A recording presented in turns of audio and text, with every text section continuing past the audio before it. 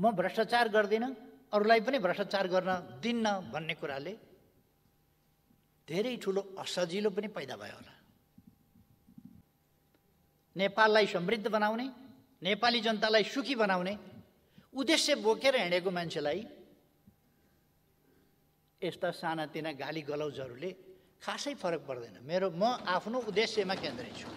मेरा कामले हासिल हुँदै गएको लोकप्रियताले छाती जलाएर असाध्य पीडा पनि भयो होला।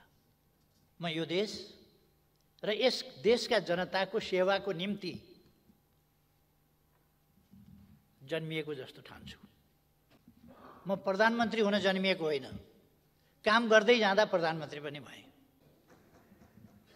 मेरा काम हेरेर नेपाली जनताले मत दिएर प्रधानमन्त्री बनाएको।